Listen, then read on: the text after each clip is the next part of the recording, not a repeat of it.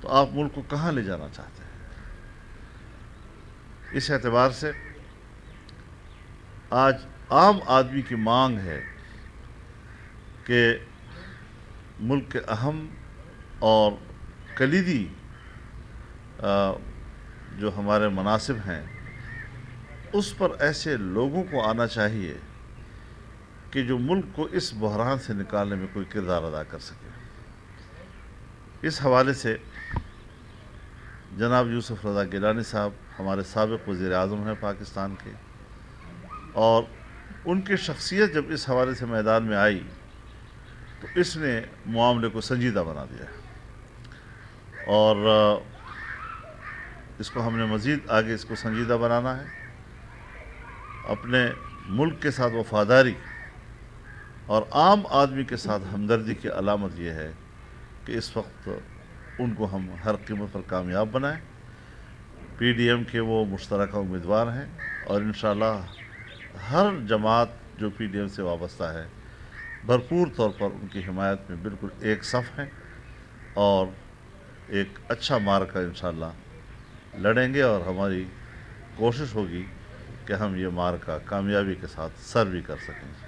ہماری دعائیں ہیں کہ اللہ تعالیٰ گیلانی صاحب کو کامیاب بنائے، اور ہمارے اسپیکر بھی رہے ہیں، ہمارے وزیر اعظم بھی رہے ہیں، اور اب ہمارے سینٹ کے چیئرمین بھی اگر وہ بنتے ہیں تو اس سے ان کا اعزاز نہیں، ہم سب کا اعزاز ہے انشاءاللہ۔ بہت بسم اللہ، بس میں ساتھ ہوں آپ کے۔ بسم اللہ الرحمن الرحیم۔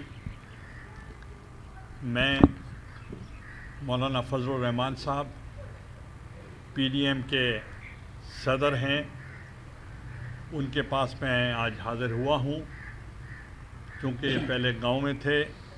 میں پہلے ہی ملاقات کرنا چاہ رہا تھا، مگر ان کی مصروفیت کی وجہ سے آج میں حاضر ہوا ہوں۔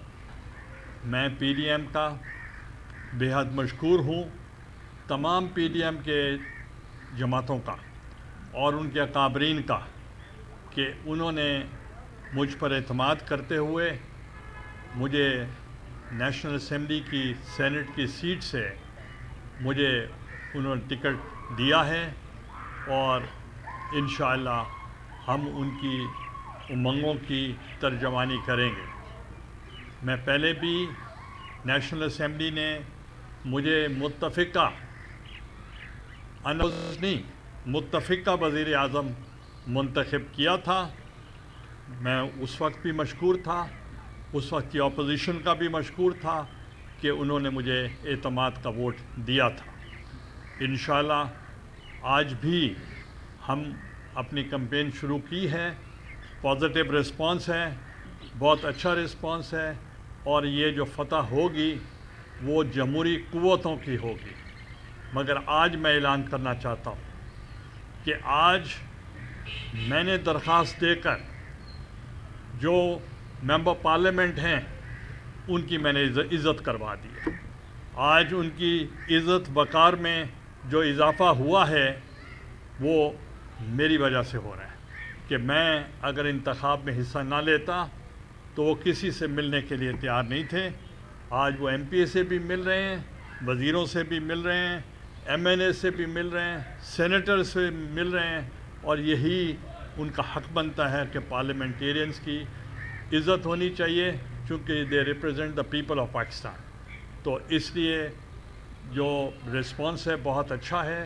انشاءاللہ پی ڈی ایم کے میں تمام اکابرین کا اور اپنی پارٹی کے اکابرین کا بھی شکریہ ادا کرتا ہوں کہ وہ میری سپورٹ کر رہے ہیں، اور میں فرداً تمام اکابرین کے پاس میں خود جاؤں گا اور ان سے ملاقات کروں گا، اور ان سے جو وہ سپورٹ کر رہے ہیں میری، جو کہ مجھ سے بھی زیادہ کر رہے ہیں، تو انشاءاللہ ان کا میں شکریہ ادا کروں گا۔ یہ بتائیے گا کہ ابھی تک آپ کے کس کس سے رابطے ہوئے ہیں پی ڈی ایم کے علاوہ، اور کیا جہانگیر ترین سے آپ کا باضابطہ رابطہ ہوا ہے، کوئی تعاون مانگا گیا ہے؟ دوسرا یہ بتا دیں کہ 15 سے 20 ممبران کا فرق ہے، وہ کیسے مینیج ہوگا؟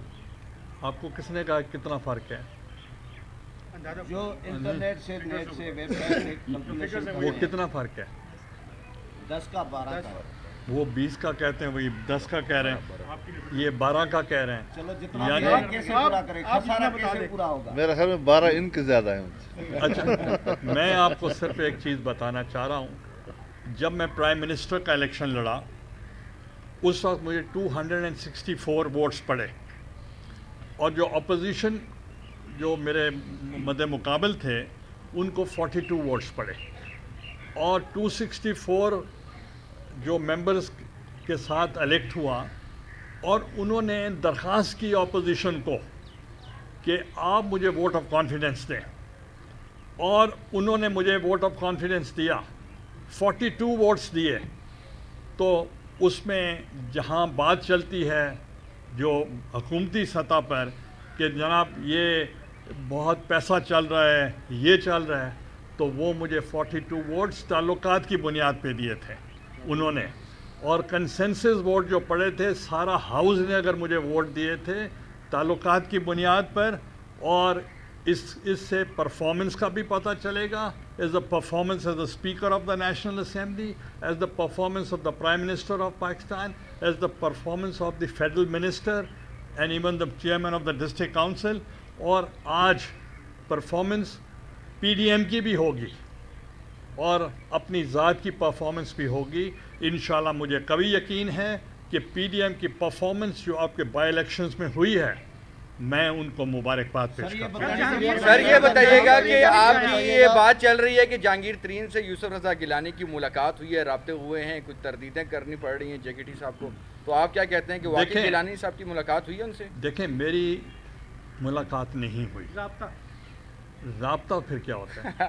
ملاقات نہیں ہوئی. نہیں, نہ ٹیلی فونک ہوا ہے نہ میری بات ہوئی ہے. ہاں البتہ میرے عزیز ہیں تو ان کو کہنے کی ضرورت نہیں ہونی چاہیے.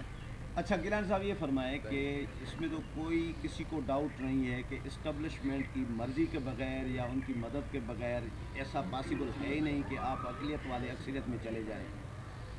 تو آپ سمجھتے ہیں کہ اس وقت خان سے ہاتھ کھینچا ہوا ہے اسٹیبلشمنٹ نے, یا آپ کے ساتھ کوئی تعاون کر رہی ہے, کیا ہے, یا انڈیپینڈنٹ ہو گئی ہے, کیا ہوا ہے؟ دیکھیں, میں خان صاحب کا ترجمان نہیں ہوں کہ یہ میں ان کی بات بتا سکوں, مگر جو مجھے بظاہر نظر آ رہا ہے کہ جو اسٹیبلشمنٹ ہے وہ ٹوٹلی نیوٹرل ہے.